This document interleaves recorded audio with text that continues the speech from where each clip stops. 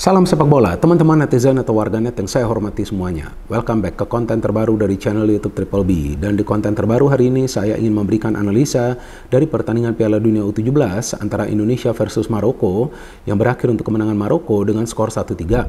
Dengan hasil akhir ini berarti Maroko menjadi juara grup dari grup A dan Ekuador adalah runner-up-nya, sedangkan Indonesia kemungkinan besar akan tersingkir dari Piala Dunia U17. Karena jika nanti Meksiko atau Korea meraih kemenangan, maka salah satu dari dua tim tersebut yang akan terpilih sebagai salah satu dari 4 tim peringkat ketiga terbaik untuk bermain di babak 16 besar.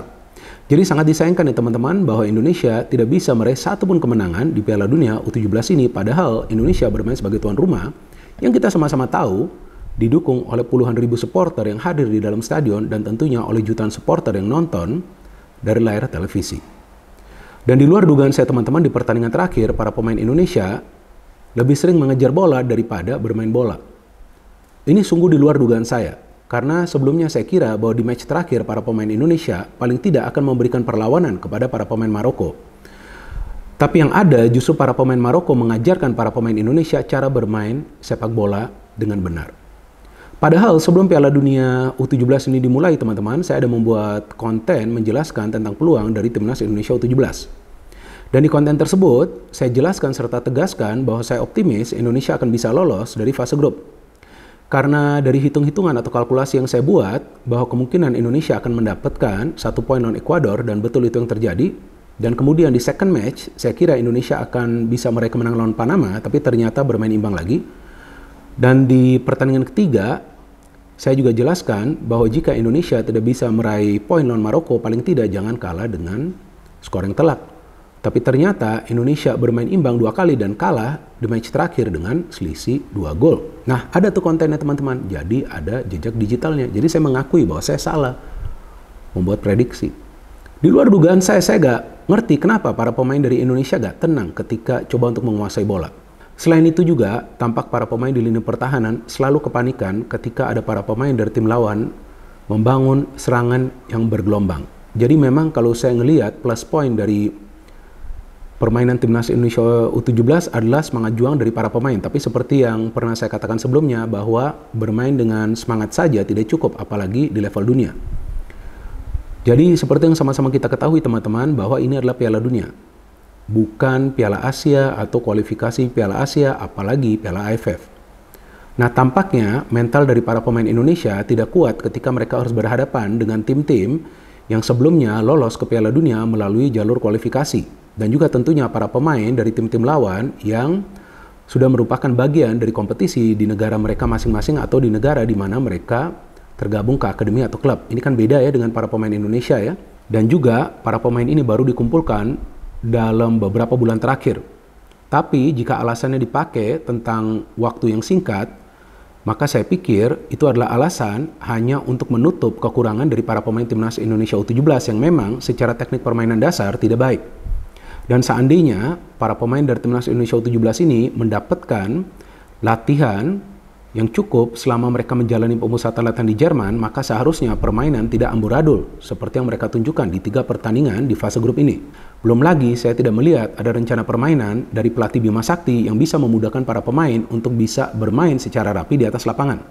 Dan tampak jelas para pemain kebingungan di atas lapangan dengan peran yang perlu mereka jalankan, sehingga yang ada para pemain lebih sering berkumpul di satu titik tapi tidak bisa mengawal pergerakan tanpa bola dari para pemain tim lawan. Nah, artinya secara keseluruhan, sebetulnya Timnas Indonesia U17 belum siap untuk bermain di Piala Dunia.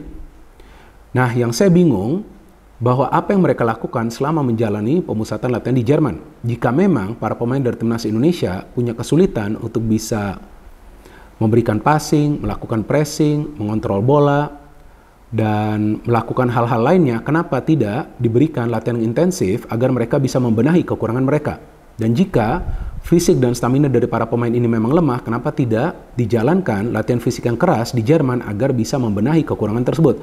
Jika ada latihan untuk membenahi teknik permainan dasar dari para pemain dan juga ada latihan fisik, kenapa pada saat masuk di first match para pemain di second half sudah kehabisan bensin?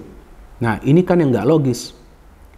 Jadi, kalau saya melihat, walaupun persiapan ini singkat, tapi sepertinya pemusatan latihan di Jerman ini juga tidak memberikan dampak yang positif bagi para pemain, apalagi selama menjalani pemusatan latihan, para pemain, sepengetahuan saya, tidak beruji coba lawan timnas negara lainnya. Mereka hanya beruji coba lawan klub-klub. Walaupun ada juga klub U19, tapi poinnya seharusnya mereka beruji coba lawan tim nasional negara lainnya agar mereka mendapatkan pengalaman. Maka itu ketika mereka masuk ke first match lawan Panama, tampak para pemain tegang sekali.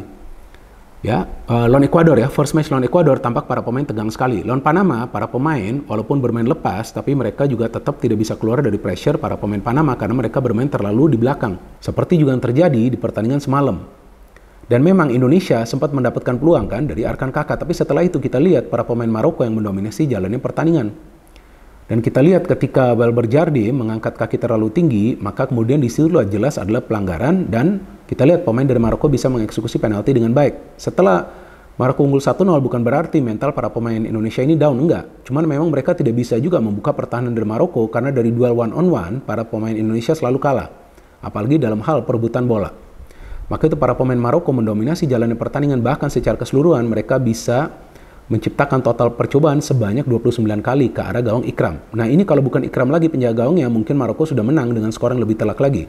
Mungkin 1-5 atau juga 1-7. Dan setelah itu Maroko juga dengan bisa begitu mudah mencetak gol tambahan ketika dari corner tidak ada pemain yang mengawal, tidak ada pemain dari Indonesia yang mengawal pemain mereka, sehingga bisa terjadi gol kedua ketika ada pemain dari Maroko yang melakukan heading dengan sempurna ketika memang tidak ada pressure dari salah satu pemain Indonesia yang berada di dalam kotak penalti. Jadi tampak jelas tidak ada kekompakan di antara para pemain Indonesia dalam urusan bertahan. Setelah itu Indonesia bisa fight back, Nabil bisa mencetak gol, dan kemudian di babak kedua setelah digempur habis-habisan oleh Maroko, Maroko kemudian bisa mencetak gol ketiga. Sebelumnya memang kita tahu ada indikasi bahwa pemain Maroko handball, tapi ternyata tidak dianggap pelanggaran karena sepertinya terkena juga bagian tubuh lainnya sebelum terkena tangan dari pemain Maroko tersebut. Ya, kemudian Maroko bisa mencetak gol ketiga ketika ada pemain dari Indonesia, saya lupa kalau nggak salah itu Hanif Ramadan. Ya, jika saya tidak salah kehilangan penguasaan bola, maka ada counter yang bisa dirancang oleh para pemain Maroko dan mereka bisa mencetak gol ketiga. Setelah itu Indonesia hanya bertahan, tidak bisa menciptakan peluang yang berbahaya. Dan secara keseluruhan Indonesia hanya bisa menciptakan 4 peluang di pertandingan ini, 2 diantaranya on target. 1 dari Arkan Kakak dan 1 lagi gol dari Nabil. Artinya memang Indonesia tidak bisa mengimbangi permainan dari Maroko yang tampak para pemain mereka lebih matang untuk bisa menjalankan game plan dari pelatih mereka. Sedangkan dari Coach Bima Sakti, saya tidak melihat dia melakukan perubahan dari formasi dan saya tidak melihat permainan yang berubah dari timnas Indonesia. Jadi dari first match sampai ke match terakhir, para pemain dari timnas Indonesia hanya menyerang dari sayap dan mengirimkan crossing-crossing yang tidak bermanfaat. Padahal bisa juga ada upaya bermain mengandalkan umpan terobosan. But the problem is, para pemain Indonesia di tengah itu lemah dalam melakukan pressing. Sehingga ketika mereka coba untuk memberikan umpan-umpan terobosan, mereka sudah dipress terlebih dahulu oleh para pemain dari Maroko. Dan saya bingung juga kenapa pemain seperti Jidabin yang memang dari pertandingan pertama tidak bisa perform tetap diturunkan oleh Coach Bima Sakti. Apakah memang tidak ada pilihan lainnya atau apakah memang Coach Bima Sakti tidak percaya dengan pemain-pemain lainnya? Saya nggak paham. Dan Valverde yang biasanya bermain di back sebelah kanan, kali ini dimainkan di sebelah kiri. Memang dia bisa bermain di sebelah kiri, tapi saya ngelihat ketika dia bermain di sebelah kanan, dia bermain lebih efektif. Dan di depan Arkan Kakak, seperti musafir, dia tidak mendapatkan suplai bola. Nah artinya ketika permainan dari Indonesia tidak mencair untuk bisa membangun serangan, apalagi ketika bertahan mereka tidak kompak, ya tentu mereka tidak akan bisa meraih kemenangan. Maka itu kalau menurut saya memang Indonesia tidak layak untuk lolos dari fase grup. Tapi seandainya nanti ada keajaiban dan tiba-tiba Indonesia lolos, ya menurut saya itu karena faktor keberuntungan saja. Dan bukan tidak mungkin nanti seandainya, ya saya akan mengatakan seandainya walaupun peluangnya tipis, seandainya Indonesia lolos ke babak selanjutnya, ya seandainya Meksiko atau juga Korea mengalami kekalahan dan Indonesia yang lolos ke babak selanjutnya, ya apalagi nanti kalau ketemu tim yang kuat, ya saya pikir akan sulit sih bagi para pemain Indonesia untuk bisa menahan gempuran dari para pemain tim lawan. Jadi saya pikir ya memang jika Indonesia harus tersingkir di fase awal ini, ya tentu lebih baik ya bagi para pemain mereka karena tampak mereka belum siap untuk tampil di level dunia.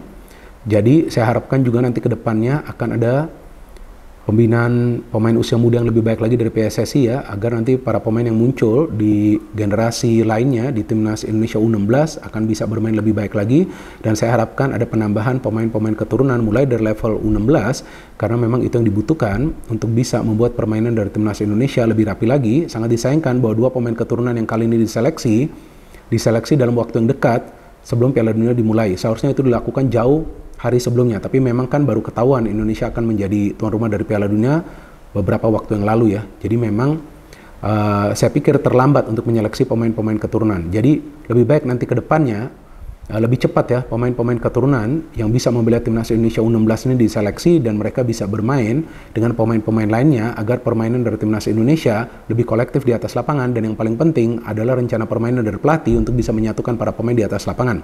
Karena yang bisa membuat para pemain bermain kolektif itu adalah taktik. Tapi jujur dalam 3 pertandingan di fase grup ini saya tidak melihat ada permainan kolektif di antara para pemain Indonesia, khususnya ketika bertahan. Artinya tidak ada permainan yang taktis, which means saya tidak melihat adanya rencana permainan. Karena rencana permainan itu terbagi ke 2 sampai 3 part, teman-teman. Jadi yang part 1 itu adalah plan A. Ya, plan A itu adalah dengan konsep permainan dari awal. Plan B itu adalah untuk mengubah konsep permainan di tengah jalannya pertandingan. Dan yang plan C adalah melakukan pergantian pemain. Tapi walaupun Coach Bima Sakti telah melakukan pergantian pemain, tapi konsep permainan dari Indonesia masih sama, yakni menyerang dari sayap, para pemain banyak berlari, tapi hanya mengejar bola atau mengejar para pemain Maroko, tapi tidak bisa mengalirkan bola secara baik. Artinya, secara permainan, Timnas Indonesia memang belum bisa, Timnas Indonesia U17 memang belum bisa bermain sepak bola secara benar di level dunia, yakni Piala Dunia U17. Jadi kita tunggu saja teman-teman nanti generasi terbaru dari Timnas Indonesia U16 yang nanti akan bermain di Piala AFF U16 tahun depan. No hate, no politics, only football. Salam sepak bola.